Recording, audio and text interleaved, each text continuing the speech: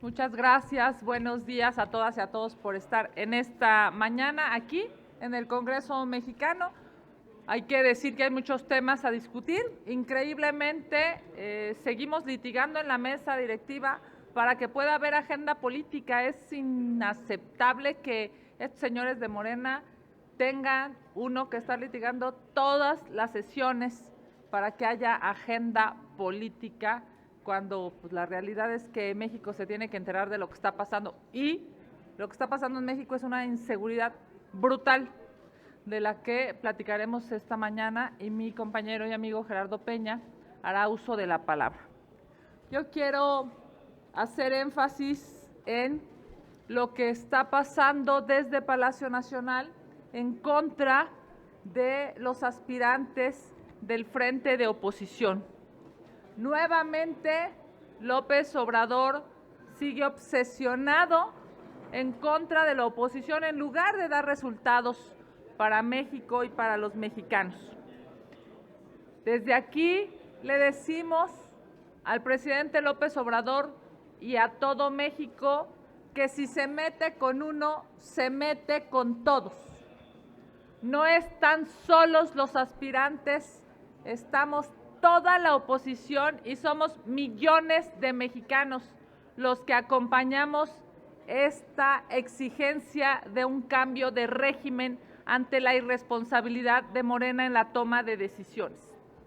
Entendemos que cada uno de los aspirantes está teniendo su propio proceso, sus propias definiciones internas, están recorriendo el país, por cierto, de manera legal, a diferencia de las corcholatas que están tirando de manera brutal cientos de millones de pesos de los mexicanos en una campaña ilegal y con una cantidad de espectaculares que ofenden a las necesidades de los mexicanos.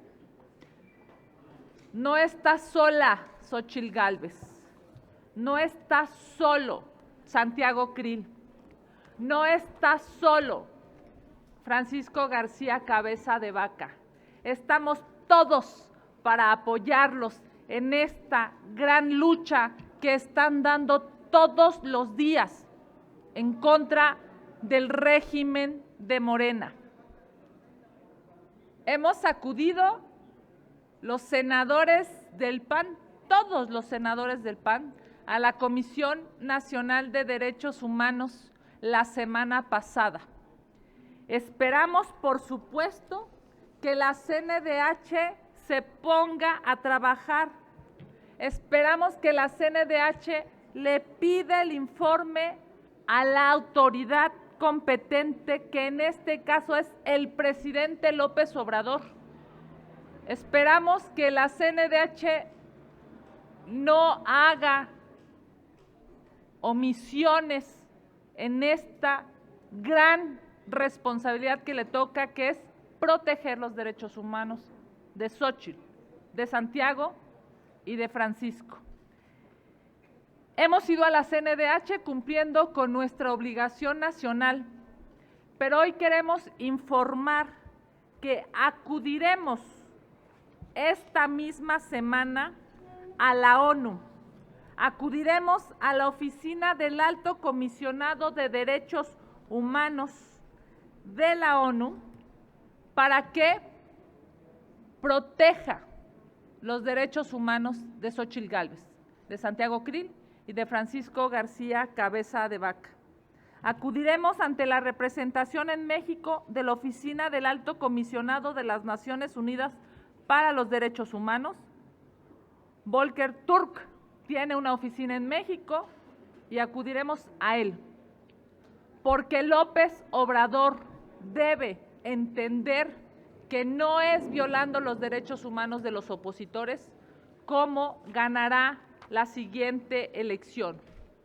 Es evidente, es claro para los mexicanos que López Obrador quedó a deber, porque de seguridad no cumplió nada, de economía no cumplió nada, de protección a las víctimas no cumplió nada. Así es que acudiremos al Alto Comisionado de la ONU y les solicitaremos su intervención desde la Organización de las Naciones Unidas para que López Obrador deje de violar los derechos humanos de la oposición en México. Muchas gracias. Buenos días a todas y a todos. ¿Hasta cuándo el sistema político mexicano va a seguir tolerando el que políticos mexicanas y mexicanos, con tal de llegar a gobernar estados y municipios, entreguen las llaves de sus territorios al crimen organizado? ¿Hasta cuándo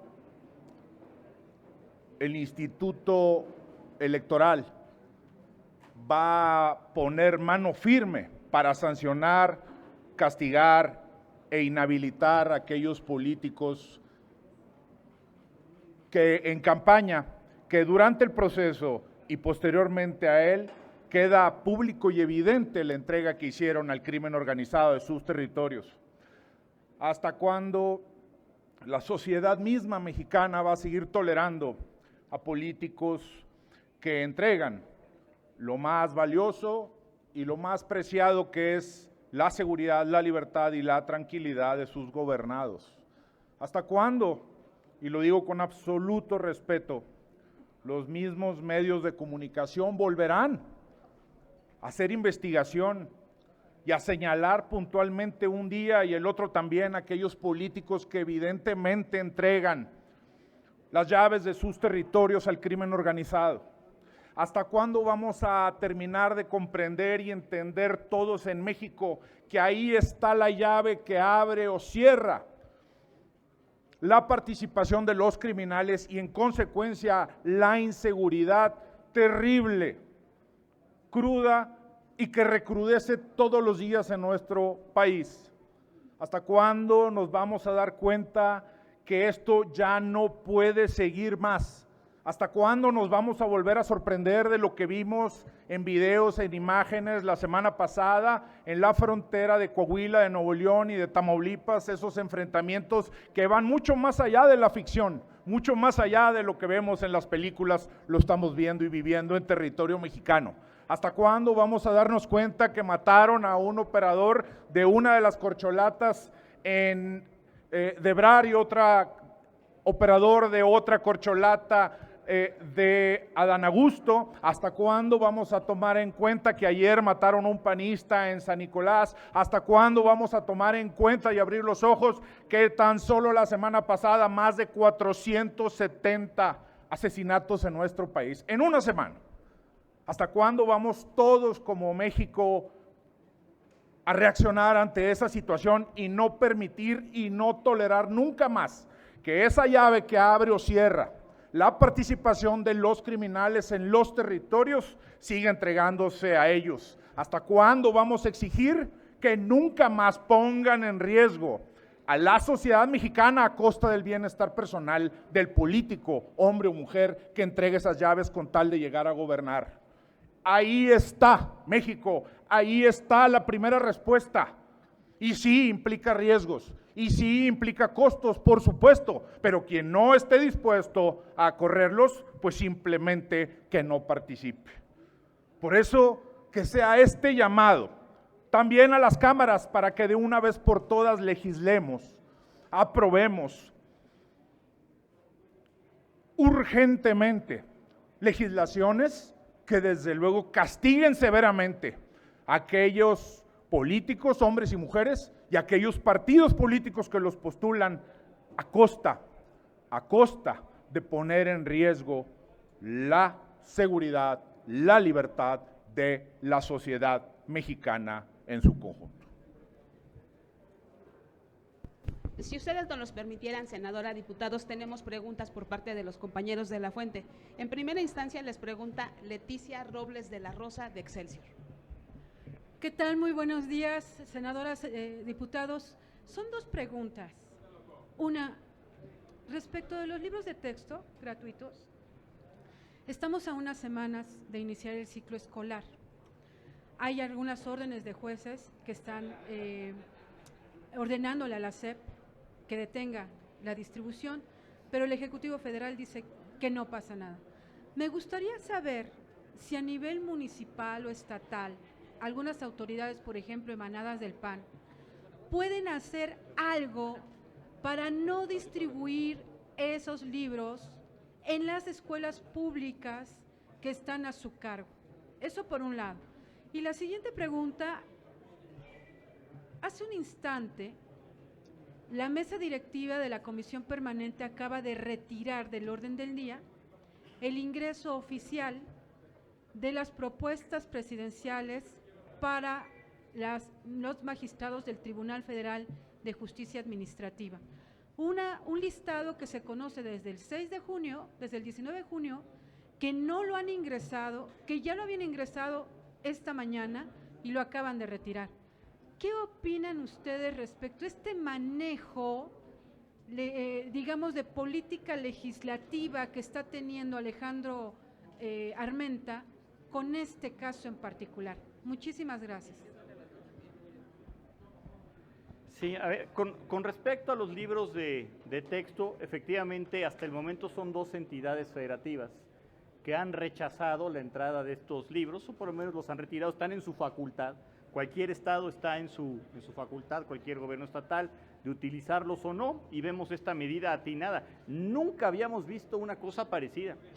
Nunca habíamos visto que con un cinismo del tamaño que vemos en este momento se quiera inyectar esta basura ideológica a nuestros niños y a nuestros jóvenes.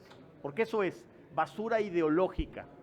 Y no importa qué partido político sea el que ocupe el gobierno, no importa el tinte político, el grupo, no se debe.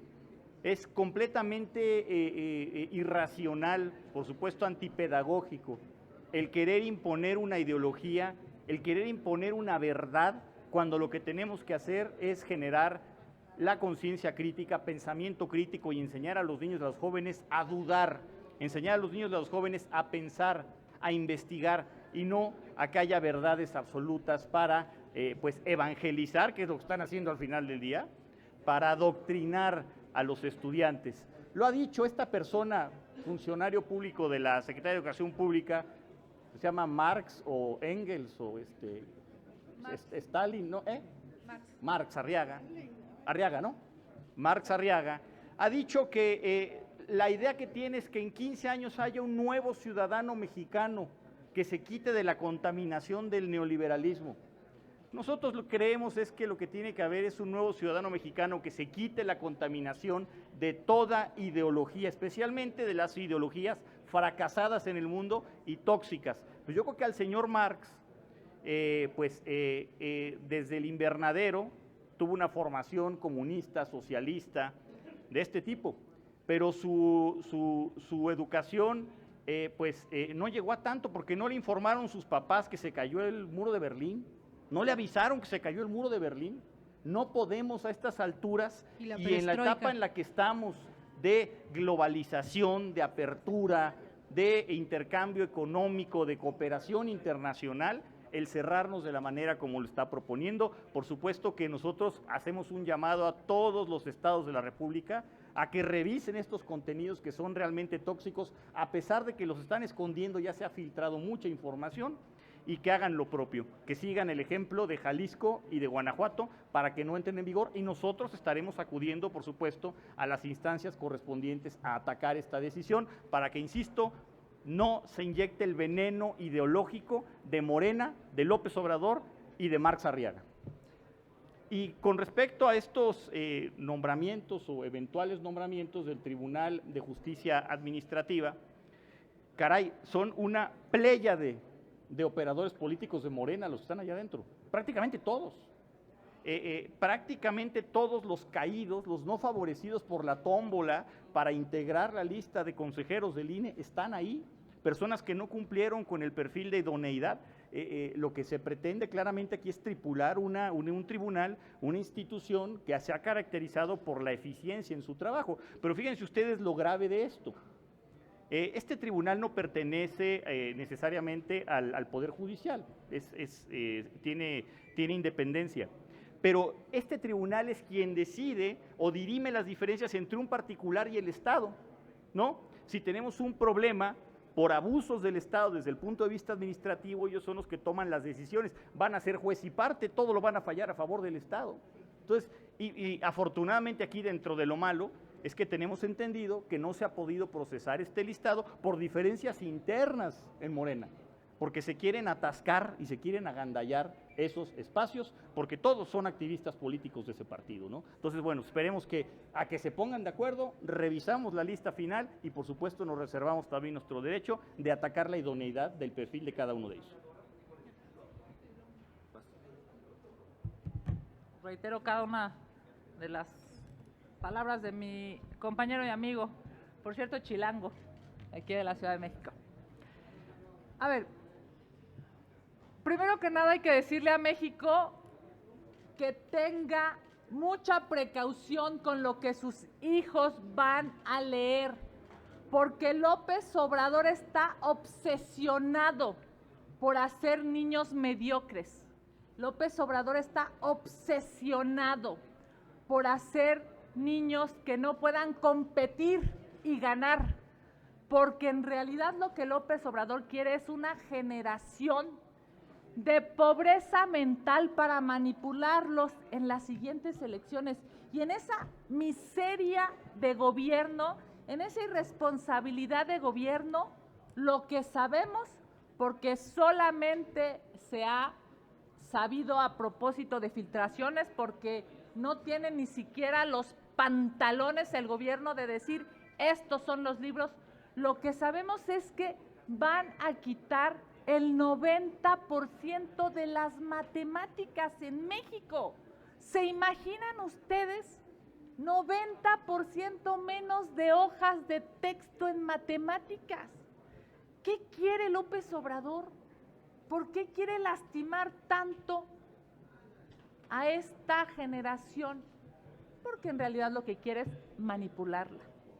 Nosotros hoy, querida Leti, estamos inscribiendo un punto de acuerdo en el orden del día. ¿Qué dice el punto de acuerdo del PAN? Dos cosas muy claras.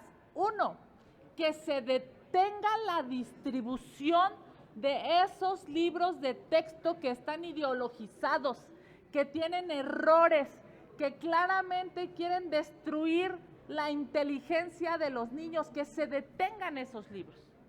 Y segundo, que se ocupen los libros del ciclo anterior, que por supuesto cumpla la SEP con la ley, porque no cumplió con la ley le obliga a la SEP a generar estos libros de texto con la sociedad civil, con los padres de familia, con quienes son expertos en la materia, que no son burócratas, no están ideologizados, no se llaman Marx, ni Engels, ni Stalin, con gente que efectivamente conoce de los procesos educativos en México, pero Morena no hizo caso a la ley y no los consultó. No les dio la oportunidad de que les dijeran toda esta serie de problemas. Hoy estamos presentando este punto de acuerdo porque esta basura educativa generada por Morena tiene que parar. Y en la segunda pregunta, lo ha dicho claramente Jorge Triana. ¿Saben por qué lo detienen? Porque se están repartiendo las tribus de Morena, los puestos en el tribunal. Son una vergüenza. Lo detienen porque están viendo a quién bajan y a quién suben y con cuántos se quedan. Porque como necesitan solo los votos de Morena, van a negociar internamente. No van a pensar en la justicia administrativa, no van a pensar en el ciudadano, no van a pensar en quienes pagan impuestos, por cierto, no. Ellos están pensando cuántas plazas se quedan y a qué tribu les corresponde. Son una vergüenza en este país los señores de Morena. Carmen Arellano, de Ecos de México. Hola, buenos días. Muy delicado tenemos, el país está incendiado, las lluvias el agua, secuestros a mexicanos en otros países y gravemente los libros de texto, como apuntaba antes nuestra compañera y ustedes también. ¿En qué momento vamos a llamar a la Secretaría de Educación Pública para que venga a rendir cuentas, información importante aquí al Pleno, a decirle que esto no puede seguir adelante, y en qué momento se van a convocar a los padres de familia o vendrán al Senado o a la Cámara de Diputados para que esto sea una situación de entendimiento colectivo en beneficio de quienes más estudian? Quien me quiera contestar, y tengo una pregunta para la senadora Kenia. Esto viene incluido en el punto de acuerdo que se está inscribiendo el día de hoy, el que se solicite la presencia de la secretaria de Educación Pública, que sabemos lo que nos va a responder, que no puede contestarnos, que no podría contestarnos, porque ella es lo que responde, pero pues tiene que rendir cuentas, tiene que explicarnos, y además queremos saber algo que es elemental: ¿quién manda en la Secretaría de Educación Pública? ¿El señor Arriaga o la secretaria Leticia? ¿Quién manda en la Secretaría de Educación Pública? Al parecer, pues el nombramiento de esta persona solamente obedeció pues ocupar el puesto, pero quien manda es este señor, que es el que ha venido ideologizando a la Secretaría. Bueno, ya ni la CENTE ni la coordinadora está de acuerdo con estos libros. Creo que sí es imperativo. Vamos a esperar a que se dé causa a nuestro punto de acuerdo, que se pueda procesar, y por supuesto si vemos que hay dilación para procesarlo, si vemos que hay algún tipo de problema para poderlo aprobar, estaremos haciendo un llamado a los padres de familia para que hagan lo propio, porque son los primeros interesados y nos han buscado a raudales para poderse manifestar al respecto, ¿no? Es un tema gravísimo. Ok.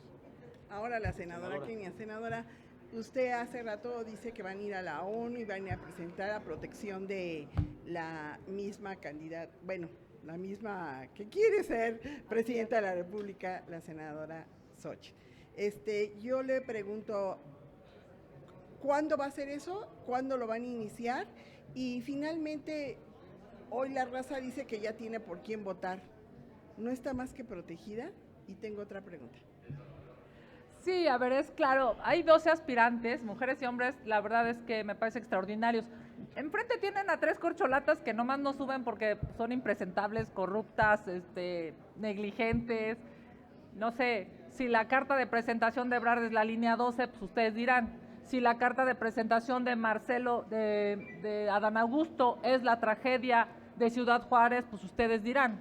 Si la carta de presentación es la brutal inseguridad y las desaparecidas en la Ciudad de México, pues ustedes dirán, ahora sí que cualquiera de las 3, Claudia, Adán o Marcelo, la verdad es que no emocionan a nadie. Y de este lado, pues sí hay un montón, yo creo, de emoción.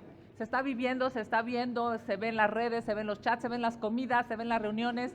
Hay una nueva forma de entendimiento y de decir sí se puede y sí podemos detener al populismo y sí podemos detener a estos cuates que son corruptísimos, porque además de tranzas son burros. Ese es el tema, la verdad es que ese es el tema de fondo. No saben hacer política, no saben tomar decisiones.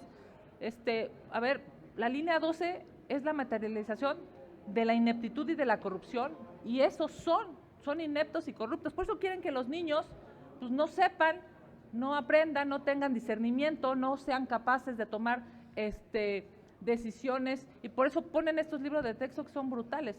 Yo creo que hoy, lo hemos dicho aquí, Xochitl no está sola, está acompañada por nosotros y está acompañada por millones de personas.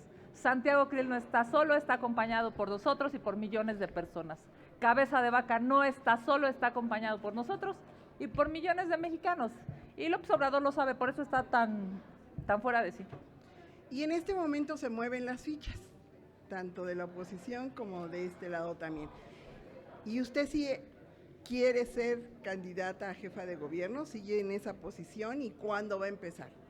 Bueno, porque lo he dicho, el senador Ricardo Monreal creo que ya tiene un número 2 y está pensando en ser jefe de gobierno. ¿Por qué usted no? Lo he dicho públicamente y lo reitero.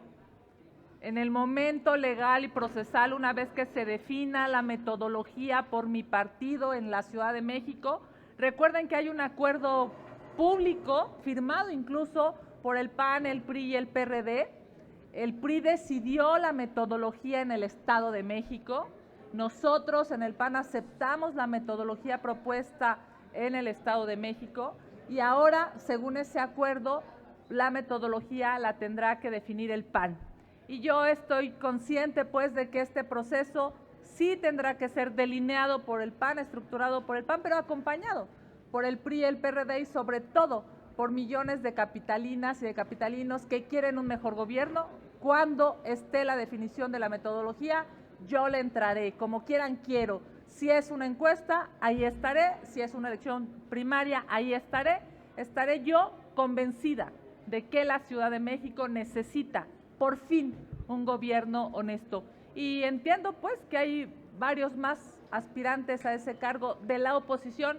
A todas ellas y a todos ellos, decirles, están estas manos abiertas para trabajar juntos.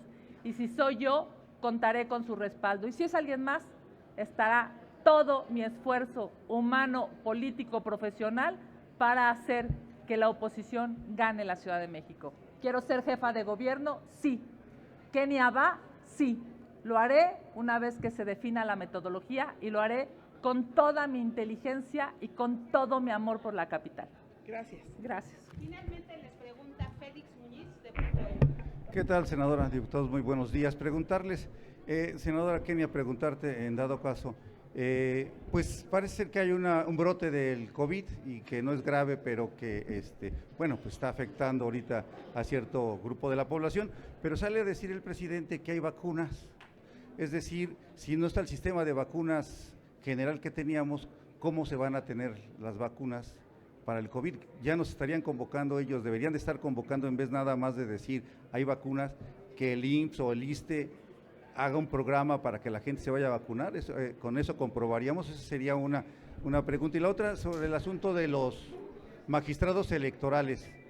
Dicen que precisamente no se han nombrado porque, bueno, pues puede haber sesgos y todo esto, pero ayer platiqué con la senadora Mónica Fernández y dice que, bueno, que en realidad no es así y que lo del INE, lo del INAI, la culpa la tienen ustedes porque habían puesto a una persona que tenía sesgos de panista. Gracias. Lo primero es muy importante, Gallo.